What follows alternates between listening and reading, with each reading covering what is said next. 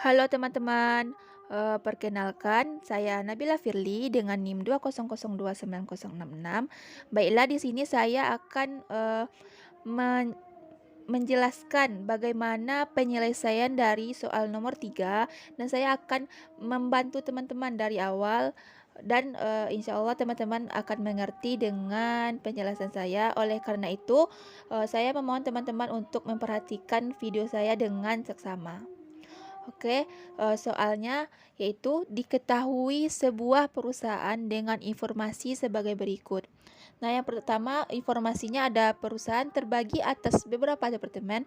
Nah, setiap departemen memiliki nama, nomor yang unik, dan karyawan yang bekerja pada perusahaan tersebut. Nah, informasi yang kedua tuh departemen mengontrol beberapa proyek yang masing-masing proyek tersebut memiliki nama, nomor yang unik, dan lokasi. Yang ketiga, informasi karyawan yang disimpan adalah nama, nomor karyawan, alamat, jenis kelamin, tanggal lahir, dan gaji. Nah, gaji itu didapat dari gaji pokok tanpa tunjangan dikurang pajak. Nah, informasi terakhir yaitu perusahaan juga menyimpan informasi dari tanggungan setiap karyawan. Data yang disimpan adalah nama, jenis kelamin, tanggal lahir, dan hubungan dengan karyawan. Nah, berdasarkan informasi di atas, tentukan A. Entitas lemma atau weak entity, dan entitas asosiatif atau associative entity. Yang B. Atribut kunci atau key atribut, atribut komposit atau composite atribut, dan atribut turunan atau derivate atribut. Nah, saya di sini akan membantu teman-teman untuk menyelesaikan soal bagian yang A dan B aja. Nah, yang C akan dijelaskan oleh teman saya selanjutnya. Nah, di soal kita peroleh nih informasi ada perusahaan, terdapat beberapa departemen, dan ada juga departemen itu mengontrol beberapa proyek, dan di dalam departemen ada karyawan. Nah, ada informasi karyawan juga. Dan perusahaan ini juga menyimpan informasi dari tanggungan setiap karyawan tersebut. Nah, teman-teman harus memahami dulu nih apa maksud dari soal tersebut. Nah, jika teman-teman sudah paham, maka sebelum kita menjawab soal tersebut, kita harus mengetahui istilah yang perlu kita ketahui dalam RD ini. Nah, sebelum teman-teman menjawab soal, nah tadi ada entitas, pasti teman-teman masih bingung apa itu entitas, apa itu atribut. Nah, saya akan menjelaskan apa itu istilah-istilah yang belum teman-teman ketahui. Yang pertama ada entitas. Entitas itu merupakan sebuah objek yang ada dan dapat dibedakan dengan objek lainnya. Nah, entitas itu sebuah objek nih yang ada dan dapat dibedakan dengan objek lainnya. Nah, yang kedua, setiap entitas itu memiliki atribut sebagai keterangan dari entitas. Oh, berarti atribut ini merupakan keterangan dari entitas. Misalnya nih, entitas mahasiswa. Nah, mahasiswa ini memiliki atribut yaitu NIM, nama, dan alamat. Oh, berarti NIM, nama, dan alamat ini kan menjelaskan tentang mahasiswa. Nah, berarti atribut itu gunanya untuk menjelaskan dari entitas gitu. Nah, yang ketiga ada weak entity. Weak entity merupakan suatu entitas di mana keberadaan entitas tersebut bergantung dari keberadaan entitas lain. Oh, berarti entitas lemah ini bergantung pada entitas lain. Kalau tidak ada entitas ini berarti dia tidak ada tuh ya. Bergantung hidupnya gitu. Makanya dia lemah gitu. Dan yang keempat ada associative entity. Nah, untuk associative entity ini adalah entitas yang digunakan oleh dua atau lebih entitas atau lebih menyatukan hubungan many to many. Oh, berarti entitas asosiatif ini menghubungkan antara entitas yang many ke entitas yang many. Hubungannya dari entitas many ke many. Nah, selanjutnya ada key attribute, yaitu suatu atribut yang membedakan semua record dalam tabel secara unik. Nah, kan key berarti kunci. Oh, berarti atribut ini merupakan kunci dari entitas tersebut. Nah, dia tuh unik. Tidak ada yang sama dengan, tidak ada atribut yang bisa menyamakannya gitu. Dan atribut ini unik. Dan selanjutnya ada derivate atribut. Nah, derivate atribut ini adalah atribut yang nilainya diperoleh dari pengelolaan atau diturunkan dari atribut lain.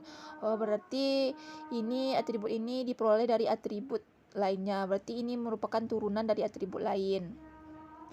Nah, yang terakhir ada composite atribut. Nah, composite atribut itu merupakan atribut yang dapat dipilih lagi menjadi subatribut yang lebih kecil di mana masing-masing subatribut memiliki makna sendiri. Oh, berarti atribut ini dibagi lagi gitu teman-teman. Nah, atribut ini kan ini udah ada atribut nih. Nah, dibagi lagi atribut ini. Dan atribut yang dibagi itu merupakan sub atribut. Yang mana sub-sub atribut ini juga memiliki makna dan maksud tersendiri, tapi tidak lepas dengan atribut yang dibaginya gitu teman-teman. Tidak terlepas dari atribut asalnya gitu. Nah, itu yang harus teman-teman ketahui dari sebelum kita menjawab soal yang A sama B. Teman-teman harus mengetahui nih dulu istilah-istilah entitas itu, atribut itu. Nah, teman-teman harus mengingatnya, ada entitas, ada weak entity, ada associative entity, ada key atribut, ada derivate atribut, dan ada composite atribut. Harus teman-teman pahami dulu nih sebelum kita lanjut untuk menyelesaikan soal-soal yang A dan B.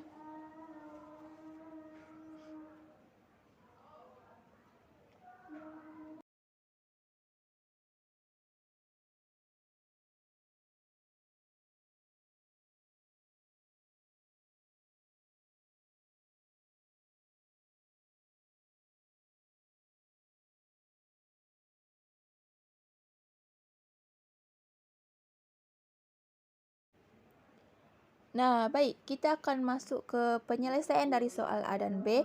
Yang A, tentukan entitas lemma atau weak entity, dan entitas asosiatif atau associative entity.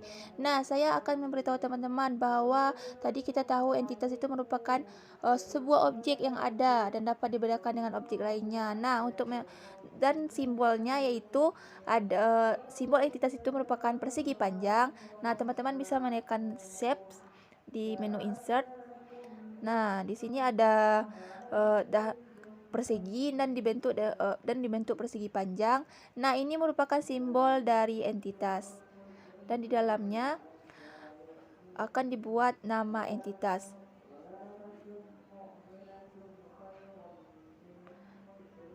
Nah, untuk membuatnya kita lihat dulu ke soal.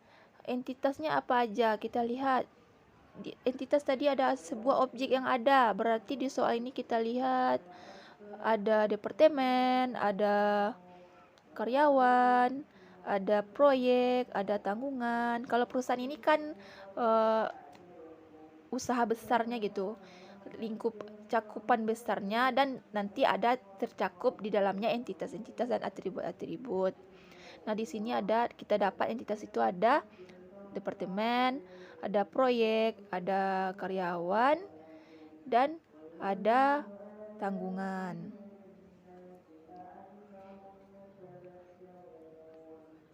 Nah, kita masukkan nama-nama tersebut, departemen, proyek, dan karyawan, serta tanggungan ke dalam persegi panjang tersebut. Yang pertama kita akan membuat departemen. Nah, kita jelaskan dulu tulisannya menjadi warna hitam biar lebih jelas. Nah, yang kedua tuh kita dapat tadi ada karyawan. Nah, kita bisa copy dari departemen ini. Kita tidak perlu untuk save lagi. Sedangkan save lagi, kita hanya coba copy. Nah, jangan lupa untuk lebih jelasnya kita lagi bikin entitas.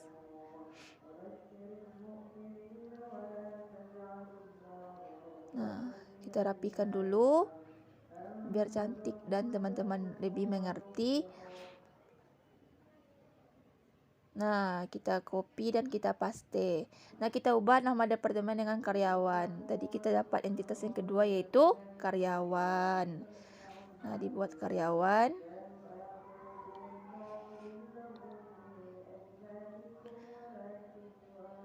Nah, benar. Yang ketiga kita copy lagi. Nah, kita paste lagi. Dan yang ketiga entitasnya itu ada proyek. Bikin nama proyek. Nah, entitas yang ketiga ada proyek. Dan yang keempat itu kita tadi ada dapat tanggungan, entitas tanggungan. Nah, kita bikin aja di bawah biar teman-teman jelas kalau ini merupakan semuanya merupakan entitas. Nah, kita copy lagi, kita paste lagi, kita ganti dengan tanggungan. Nah, ini semua merupakan entitas. Jangan lupa ya teman-teman, entitas disimbolkan dengan persegi panjang. Dan entitas itu merupakan suatu objek yang ada. Nah, entitasnya itu kita dapat ada departemen,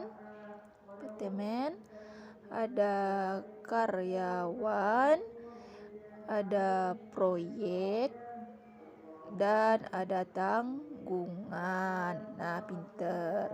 Nah, teman-teman udah mengerti kan bagaimana cara membuat entitas dan apa itu entitas dan bagaimana cara menentukan entitas dalam suatu soal. Mudah-mudahan teman mengerti dengan penjelasan dari saya dan tetap fokus karena ini masih entitas, belum lagi entitas lemma. Nah, kita bikin slide baru dulu untuk membuat entitas lemma atau weak entity. Nah, kita new slide. Nah, kita bikin yang keduanya ada kita mencari entitas lemma atau B entitas lemma atau weak entity. Nah, kita besarkan dulu ya. Nah, kita besarkan biar teman-teman lebih jelas sama teman-teman. Nah, tadi kan sudah saya jelaskan yang awal apa itu entitas lemma. Nah, entitas lemma itu merupakan suatu entitas di mana keberadaan entitas tersebut bergantung dari keberadaan entitas lain. Nah, entitas ini bergantung kepada entitas lain. Jadi dia nih tidak bisa hidup sendiri ya teman. Harus bergantung kepada entitas lainnya. Nah, di sini kita bisa lihat yang bergantung. Dia tidak bisa hidup jika tidak ada entitas ini, dia tidak ada gitu. Berarti kita di sini bisa melihat ada tanggungan. Nah, jika tidak ada karyawan nih, kan tidak ada tanggungan. Kan tanggungan ini kan dikhususkan untuk karyawan. Kalau tidak ada karyawan, kan tanggungannya nggak ada. Jadi tanggungan kan ini bergantung, dia terfokus nih ke karyawan. Dia nih dimiliki oleh karyawan. Kalau nggak ada karyawan, dia tuh nggak ada artinya. Jadi tanggungan ini dikhususkan untuk karyawan. Jadi dia tuh kan bergantung nih ke karyawan. Nah, jadi tanggungan ini merupakan weak entity atau entitas lemma.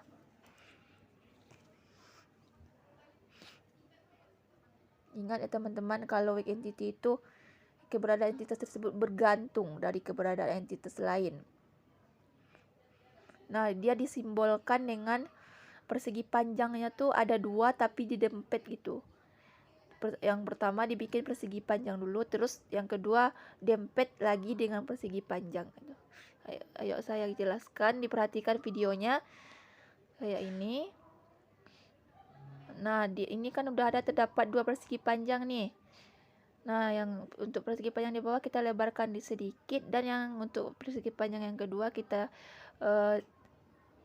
luasnya kita kecilin dari luas yang persegi pertama. Nah, ini merupakan simbol dari entitas lemma, ada 2 persegi panjang yang berdempet. Nah, dibikin tanggungan. Nah, entitas lemmanya yaitu tanggungan. Nah, mudah-mudahan teman mengerti apa itu entitas lemma atau weak entity. Mudah-mudahan teman mengerti.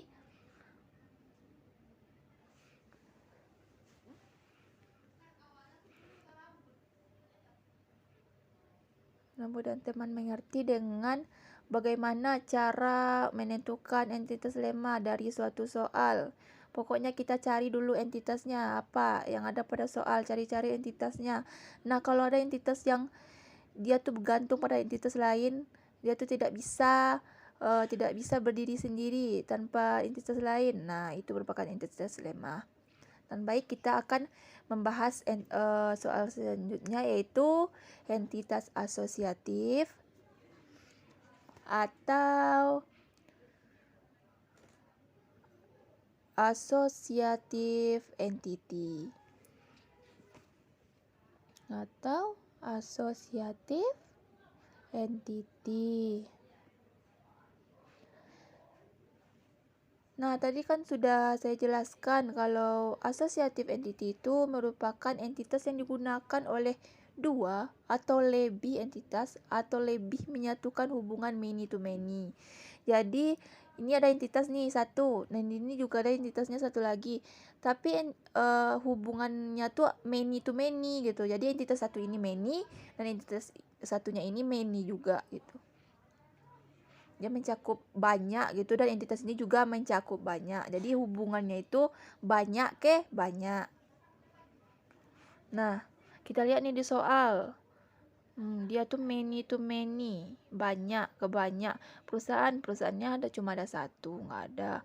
Kalau departemen ya bisa banyak nih. Nah, beberapa departemen bisa. Beberapa departemen ini bisa dikelola oleh karyawan. Nah, kan tidak nyambung itu kan, banyak departemennya banyak nih, dihubungkan dengan banyak karyawan juga. Tuh nggak terkerjakan sama karyawan yang itu aja kan. Nah, itu tidak ada terdapat pada soal asosiatif karena dia tuh menghubungkan many to many. Di sini cuma ada one to many. Nggak ada yang menghubungkan, hubungannya tuh nggak ada banyak ke banyak. Relasinya tuh nggak ada hubungan banyak ke banyak. Nah, maka dari itu kita tidak mendapatkan pada soal nomor 3 ini associative entity.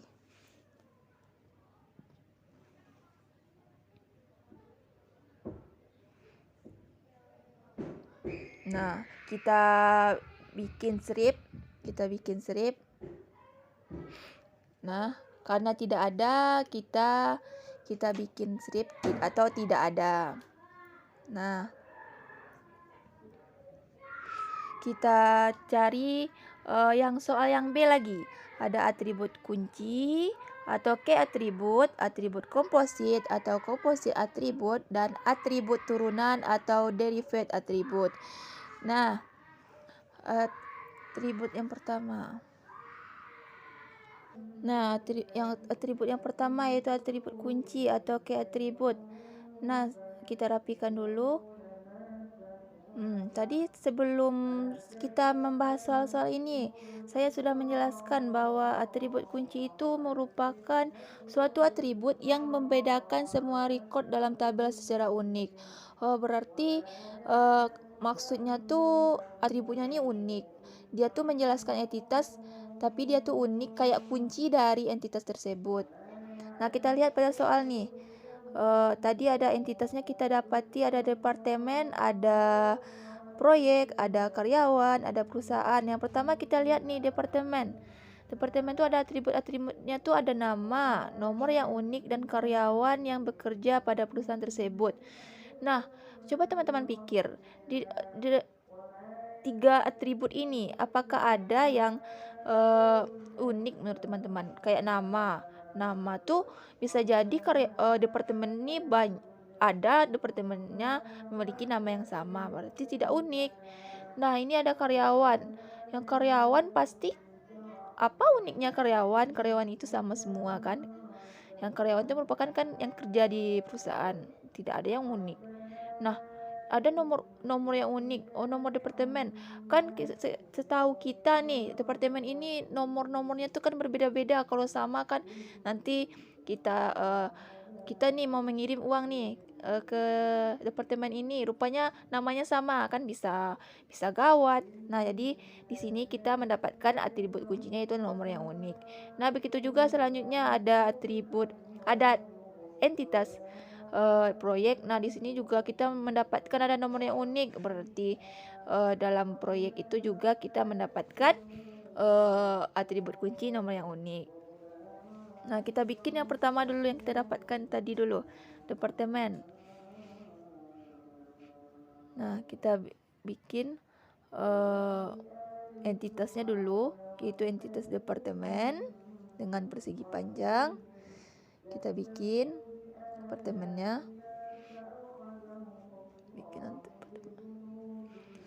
Nah, kita rapikan dulu ya teman-teman, biar ada ruang untuk atributnya nanti. Kita kecilkan agak sedikit. Nah, dibikin nama departemen. Nah, supaya lebih jelasnya, kita hitamkan tulisannya. Nah, kita jelaskan tulisan. Nah, kita geser sedikit lagi ke atas. Nah, entitas itu memiliki beberapa atribut-atribut. Nah, di sini saya akan mengasih tahu teman-teman kalau atribut ini disimbolkan dengan elips. Nah, saya tekankan sekali lagi kalau atribut itu disimbolkan dengan elips. Nah, kita tekan insert, kita tekan steps lagi, kita cari tuh mana gambar elips untuk kita membuat atribut. Nah, ini udah ada 4 elips. Nah, elips. Nah, di sini kita lihat nih, teman, ada entitas, ada persegi panjang, ada atribut elips. Nah, apa hubungannya? Kenapa satu-satu gitu? Nah, untuk menghubungkan antara dua ini, kita menghubungkannya dengan garis. Jadi, entitas itu dihubungkan dengan atribut melalui garis. Garis itu bisa teman-teman dapat juga di insert shapes. Nah, kita cari garis. Nah, ini garisnya. Nah, kita hubungkan departemen dengan atributnya. Nah, tadi kita mendapatkan atributnya ada 3, ada nama, ada nomor yang unik, dan ada karyawan. Nah, yang pertama ada nama, kita bikin nama, kita jelaskan. Nah, itu atribut yang pertama. Terus kita copy dan kita paste lagi untuk membuat atribut yang kedua. Ada terjadi kesalahan, maaf teman-teman. Terjadi kesalahan saat mengcopy pastenya. Tetap fokus ya teman-teman. Nah,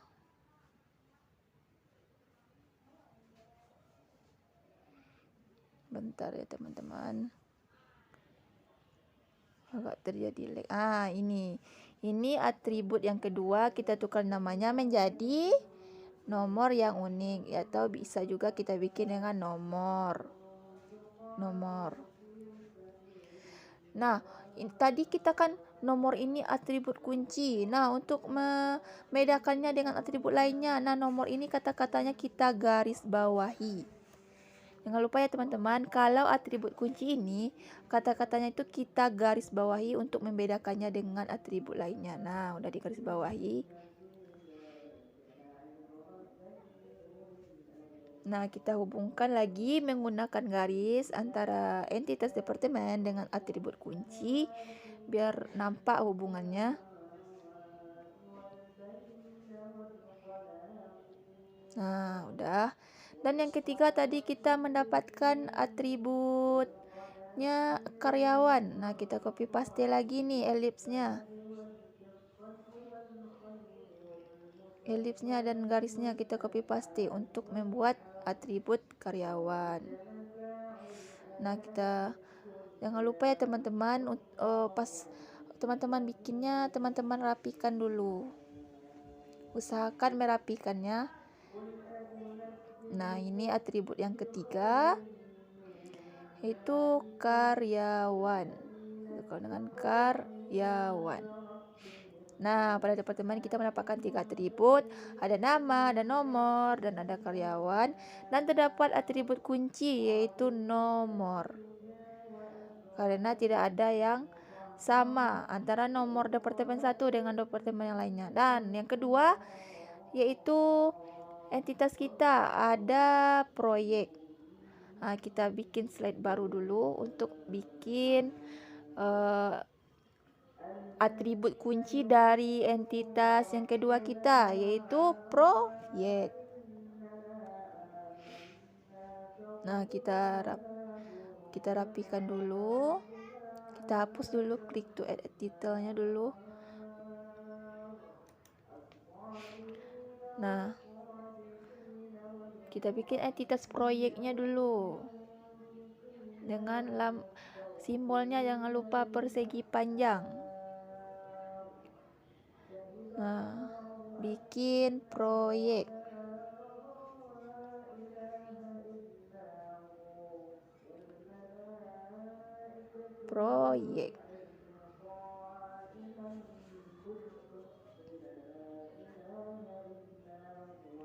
Bikin proyek untuk entitas kita yang kedua. Kita jelaskan dulu tulisannya, kita hitamkan biar teman-teman jelas terlihat. Nah, proyek kita hapus dulu klik to add title-nya karena sangat mengganggu ya teman-teman. Nah, kita lihat kepada soal. Nah, proyek ini memiliki nama, nomor yang unik dan lokasi. Nah, pasti teman-teman tahu nih atribut kuncinya apa yo. Apa tuh yang unik? Nama tidak mungkin, lokasi tidak mungkin. Nah, benar teman-teman. Atribut kuncinya nomor yang unik lagi. Nah, kita masukkan nomor yang unik lagi ke atributnya. Atribut yang pertama.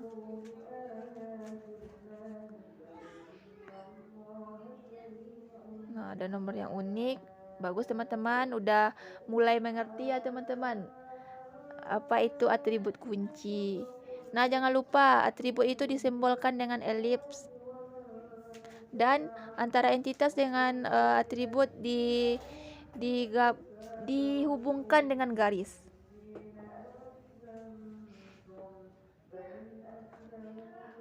Nah, kita cari di set lagi elipsnya. Maaf ya teman-teman agak lama.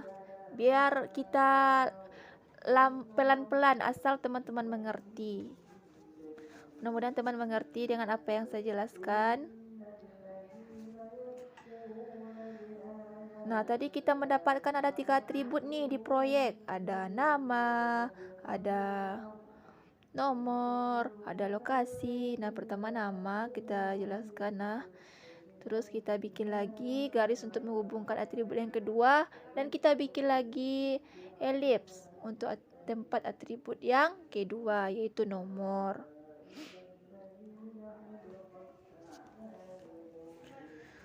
Untuk yang kedua itu nomor.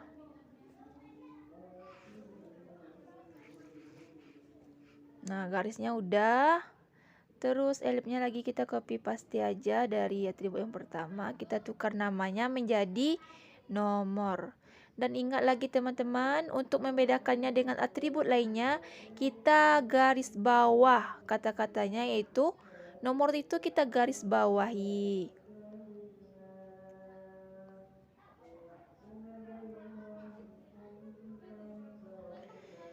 Kita garis bawahi. Nah, yang ketiga, atribut yang ketiga kita mendapatkan tadi yaitu lokasi. Kita bikin garisnya lagi. Kita bikin elipsnya lagi untuk atribut yang ketiga.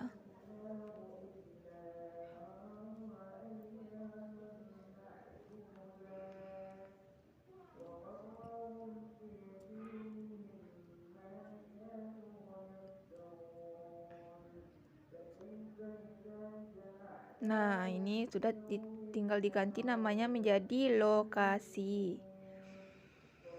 Nah, kita rapikan sedikit. Kita rapikan, kita ke bawahkan nomornya sedikit biar nampak jelas mana atributnya. Nah, di sini udah terlihat jelas nih teman-teman ya, ada entitas kedua proyek, yaitu ada atribut kuncinya itu nomor. Yang ketiga itu ada karyawan. Di sini ada nama, nomor karyawan, alamat, jenis kelamin, tanggal lahir dan gaji. Oh, berarti ada nomor lagi nih teman-teman. Itu yang unik lagi.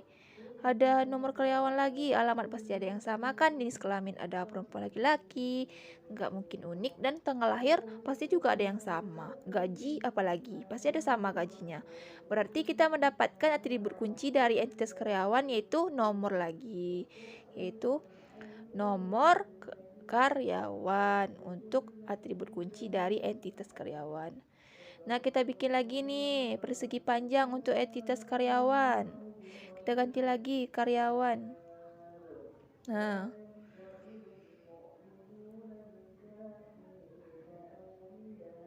Nah, untuk menghubungkannya dengan garis dan elips lagi. Jangan lupa.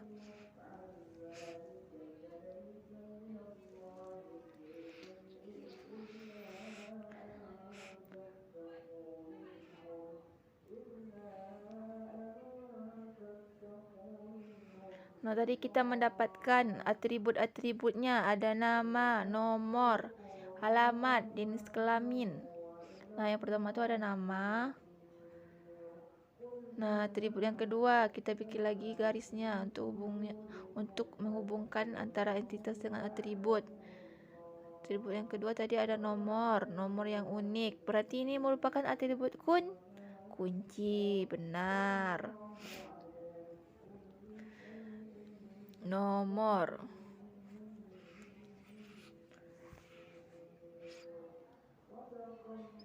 Ini lokasi tergaris bawahi, maaf ya teman-teman karena ada kesalahan sedikit. Nah, itu benar.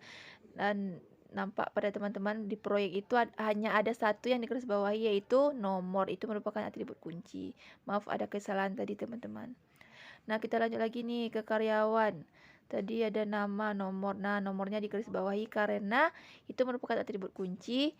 Dan atribut yang ketiganya ada alamat. Kita hubungkan dengan garis lagi. Kita bikin alamat. Kita ganti lokasi dengan alamat. Nah, kita rapikan nih teman-teman. Kayaknya nggak muat nih untuk atribut selanjutnya, yaitu jenis kelamin. Kita rapikan. Kita coba menggeser ke bawah dikit lagi nomor sama alamat ini ya teman-teman, untuk atribut keempat biar bisa muat nih ya teman-teman. Kita rapikan dulu. Nah, ini untuk elips yang keempat, yaitu jenis kelamin. Nah, kita rapikan dulu ya teman-teman, biar yang keempat nih bisa muat gitu. Nah, ini sudah rapi.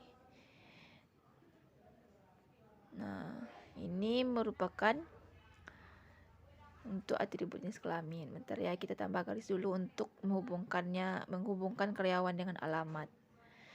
Nah, udah muat, kita ganti dengan jenis kelamin. Nah, karyawan itu ada beberapa atribut dan ada atribut kuncinya yaitu nomor. Nah, dari entitas-entitas kita, dia memiliki atribut kunci masing-masing nih, yaitu nomor. Ada nomor departemen, nomor proyek, dan nomor karyawan. Nah, itu merupakan penjelasan dari atribut kunci. Mudah-mudahan teman mengerti atribut kunci itu. Yang membedakannya yaitu kata-katanya harus digaris bawahi nih. Nah, yang ketiga itu kita lanjut nih. Kita bikin atribut komposit atau komposit atribut. Nah, kita cari atribut komposit.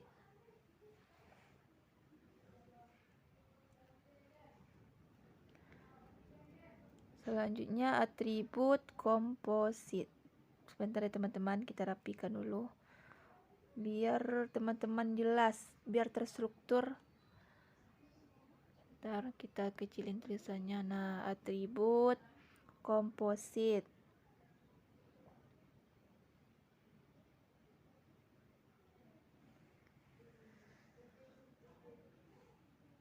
Nah, atribut komposit ini, nah kita besarkan sedikit lagi biar teman-teman jelas nih melihat melihatnya biar nggak ngeblur nih. Nah, atribut komposit kita baca lagi di soal. Nah, tadi atribut komposit udah dijelaskan, atribut yang masih dapat diuraikan lagi menjadi sub-sub atribut yang masing-masing memiliki makna. Oh, berarti atributnya udah ada atribut nih. Nah, atribut itu dibagi lagi nih. Kita lihat nih ya. Kayak contohnya nih ada nama karyawan. Nah, dibagi lagi nih ada nama depan, nama belakang. Nah, pada soal nggak ada dia dijelaskan memiliki nama, yaitu dalam kurung nama depan, nama belakang, nggak ada dijelaskan. Berarti kita tidak ada nih mendapatkan pada soal nomor 3 nih, atribut komposit. Nah, kita bisa menstripnya karena pada soal tidak terdapat atribut komposit. Karena atribut komposit itu kan bagian dari atribut nih. Atribut gabungannya ini nilainya dapat dipecah menjadi bagian yang lebih kecil. Nah, bisa dipecah lagi kayak tadi namanya nama depan, nama belakang. Tapi karena di soal nggak ada dijelaskan, maka atribut kompositnya tidak ada. Nah, selanjutnya soal yang terakhir nih teman-teman, ada atribut turunan. Atribut turunan atau derivat atribut. Apalagi nih ya. Ini soal yang terakhir nih teman-teman. Tetap semangat ya teman-teman untuk memperhatikan penjelasan dari saya. Nah, pada soal tadi atribut turunan itu kan kayak nilai-nilai yang diperoleh dari pengelolaan atau diturunkan dari atribut lain. Nah, di sini kita nampak nih ada gaji sama dengan gaji pokok tambah tunjangan kurang pajak. Wah, ini kan turunan dari gaji gitu. Gaji pokok tambah tunjangan kurang pajak ini merupakan turunan dari gaji. Jadi gaji itu cara mendapatkannya tuh dari gaji pokok tambah tunjangan kurang pajak. Nah, otomatis gaji ini kan itu merupakan turunan gitu, turunan yang diturunkan dari gaji pokok tambah tunjangan kurang pajak. Nah, kita bisa nih menetapkan kalau gaji ini merupakan atribut turunan. Ingat ya teman-teman, atribut turunan itu merupakan atribut yang nilai-nilainya diperoleh dari pengelolaan atau diturunkan dari atribut lain. Gitu. Jadi atribut si gaji pokok nih, tunjangan, pajak kan merupakan turunan atribut turunan dari gaji nih. Nah, jadi gaji ini diturunkan dari gaji pokok, tunjangan, pajak. Nah, atribut turunan kita itu gaji. Nah, simbolnya ini ya teman-teman. Kalau atribut turunan ini simbolnya tuh elips juga. Kan atribut kan simbolnya elips. Tetapi cara membedakannya itu kalau atribut turunan ini elipsnya tuh garisnya tuh putus-putus gitu teman-teman. Kalau atribut biasa kan garisnya tuh jelas. Kalau ini kan putus-putus. Nah, kita bikin dulu entitasnya. Entitas tadi gaji tadi kan merupakan atribut dari karyawan. Nah, betul. Nah, gaji pokok tadi kan gaji pokok ada tunjangan juga, ada pajak tadi kan. Berarti itu kan merupakan entitas juga. Tapi entitas maaf teman-teman salah, kan merupakan atribut juga. Nah, atribut ini merupakan turunan dari gaji gitu. Dia atribut juga, tapi dia tuh merupakan turunan dari gaji gitu. Nah, kita bikin garis lagi untuk menghubungkan dengan atribut.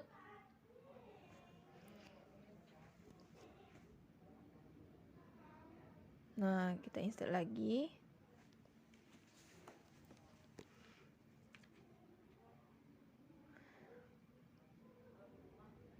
Kita insert lagi. Nah, ini untuk membuat atribut. Nah, kita akan membuat atribut turunannya nih. Gaji. Tadi kan sudah dijelaskan kalau atribut turunan itu lambang simbolnya tuh elipsnya harus garis putus-putus. Nah, kita ubah dulu elipsnya ini menjadi garis putus-putus. Bentar ya teman-teman, karena ada kesalahan agak lama sedikit. Maaf teman-teman. Mudah-mudahan teman-teman tetap fokus untuk soal kita yang terakhir nih teman-teman. Teman-teman hampir sedikit lagi berhasil memahami apa itu entitas, entitas lemma, eh, ada entitas apa satu lagi teman-teman? Ada entitas asosiatif, dan juga ada, teman-teman juga udah tahu atribut kunci, atribut komposit. Nah, ini yang terakhir, ada atribut turunan. Dan enggak disimbolkan dengan elipsnya tuh garis putus-putus. Selagi menunggu, teman-teman harus mengingat lagi nih apa penjelasan saya sebelum-sebelumnya. Harus ingat teman-teman. Mudah-mudahan setelah menonton ini teman-teman udah bisa nih membuat ERD-nya. Nah, di sub outline. Nah, itu putus-putus garisnya ya teman-teman. Nah, akhirnya, nah itu merupakan atribut turunan. Selanjutnya atribut yang kedua tuh ada gaji pokok, ada tunjangan, ada pajak. Itu merupakan atribut turunan dari gaji. Atribut yang diturunkan dari gaji. Karena untuk mendapatkan gaji itu, kita menjumlahkan gaji pokok tambah tunjangan dan kita kurangkan dengan pajak. Nah, kita bikin dulu elips untuk atribut-atributnya. Nah, kita hubungkan dengan menggunakan garis.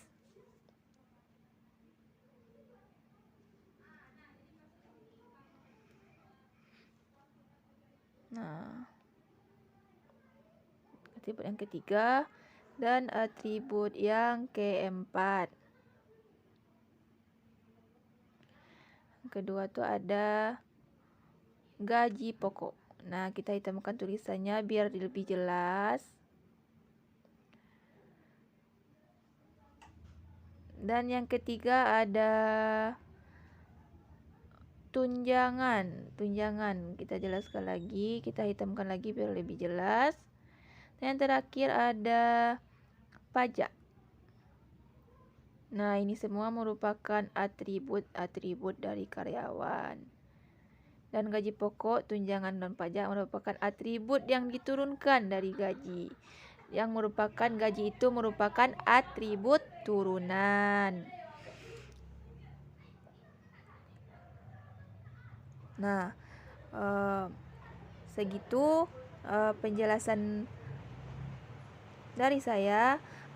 Mudah-mudahan teman mengerti nih dengan apa yang saya jelaskan, dengan apa jawaban dari soal-soal yang A dan B sudah saya jelaskan dengan pelan-pelan tetapi pasti ya teman-teman. Mudah-mudahan teman-teman bisa mengerti dan paham nih.